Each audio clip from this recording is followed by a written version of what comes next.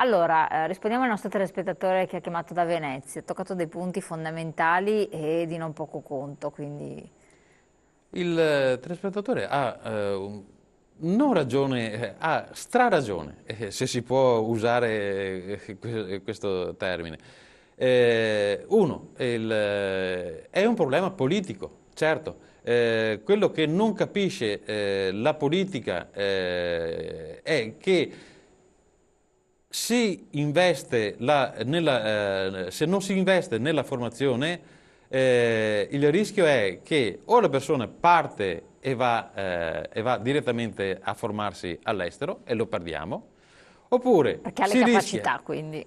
certo, oppure la persona a spese proprie e non dell'azienda si forma, poi non trova occupazione e se ne va all'estero. Quindi i costi li abbiamo qui in Italia e poi i benefici qualche azienda estera. Bisogna cercare l'imprenditore, certo che è tartassato, Quello certo perché gli che ha un resta sacco ben di poco, tasse, e questo è defiscalitziamo la formazione, Però chi allora ha investe ragione nella il telespettatore formazione. che diceva il sistema Italia che non funziona. Certo, cioè, è Il chiaro, sistema...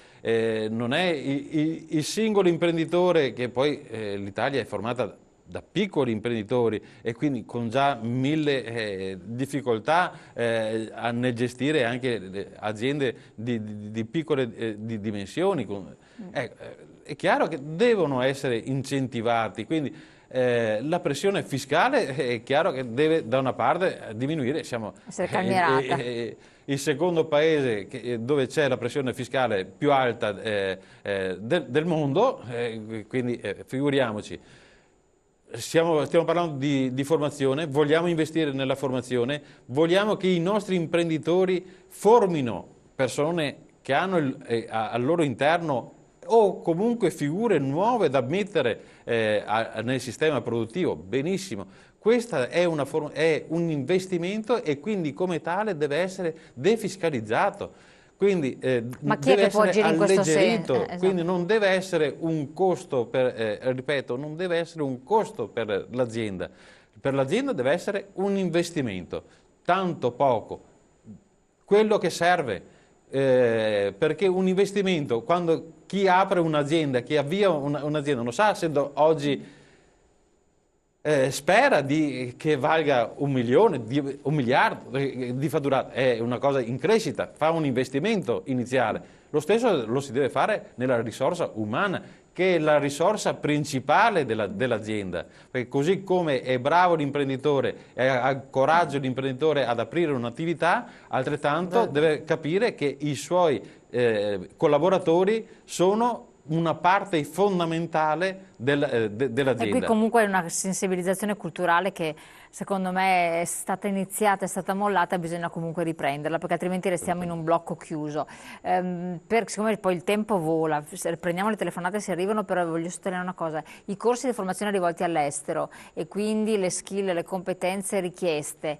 Conoscenza della lingua, e lì siamo messi malissimo come, che sono i fondamentali cosiddetti, siamo messi male. Voi preparate anche in questo senso? Ci sono altre competenze che vengono date? Noi abbiamo avviato a livello regionale, siamo l'unica realtà che propone corsi di formazione sulle 3 lingue orientali, quindi cinese, giapponese e coreano. Sono richiesti? C'è una richiesta crescente, è una richiesta crescente da parte dei giovani che sono attratti in modo incredibile sempre più da questi paesi. Giappone e Corea Che non è in modo facile. elevato. Cioè, Ma c'è anche e poi ci sarebbe anche una ragione, perché il cinese sì è è un grande mercato, ma attenzione, il cinese è un mercato chiuso, certo, è difficile, è difficile. loro sono in tanti, la loro lingua è molto particolare, ma loro comunque hanno una base di conoscenza dell'inglese incredibile. Quindi i loro affari se li fanno tra di loro, poi prendono qua È e là difficile che uno c'entri. qualcuno sul posto, ma attenzione, non è così facile il mercato. Mentre invece Già il mercato giapponese, il mercato coreano, che è un mercato che, almeno dai dati che arrivano, è un mercato che è in fase, esploderà nei prossimi 3-4 anni, e quindi non è ancora, eppure compariamo dei telefonini o delle televisioni ormai che sono coreane, e Anche gli anche delle auto autoveicoli, insomma, anzi sono quelle che vanno per la maggiore perché il rapporto qualità-prezzo. non facciamo i nomi, ma comunque le conosciamo, ma hanno un potenziale nei prossimi 3-4 anni elevatissimo, molto più elevato nel loro in un contesto ovviamente di una nazione piccola rispetto al Giappone o rispetto alla Cina, ma molto più elevato. Ecco, i ragazzi lo stanno capendo e quindi stanno chiedendo di avere informazioni e di avere conoscenza di questa lingua. Lo stiamo recependo anche da privati, molte aziende private che stanno andando e si stanno orientando verso questi paesi, Cina, Giappone, Corea.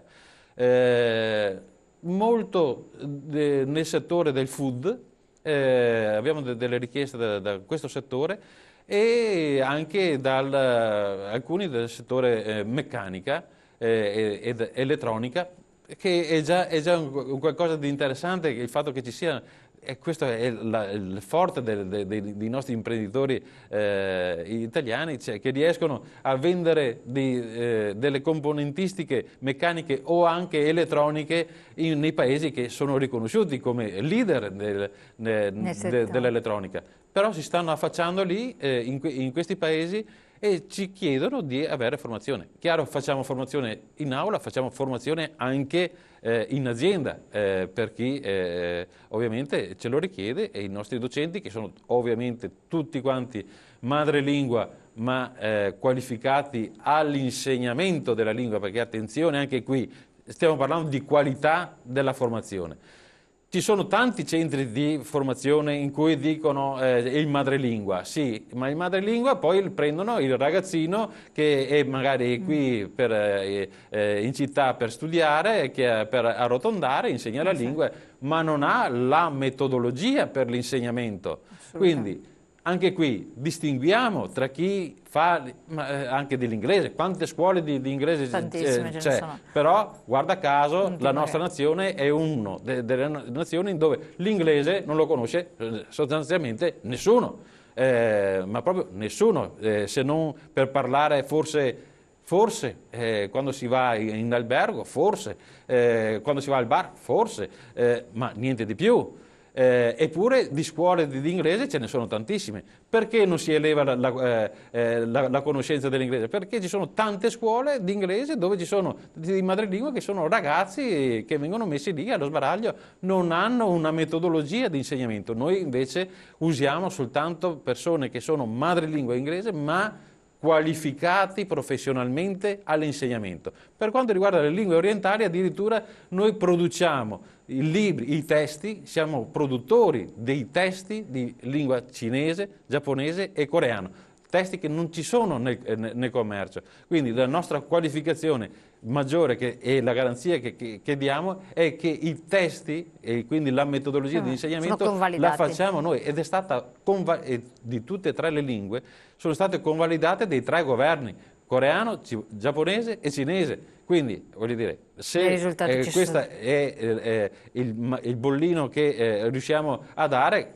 ecco, questo andate a chiedere a chi fa formazione. Perfetto. Che veniate da noi o che andate da qualche altra parte, fate questa verifica, non prendete la prima cosa che vi capita sotto mano. Allora, il sito per avere informazioni al riguardo?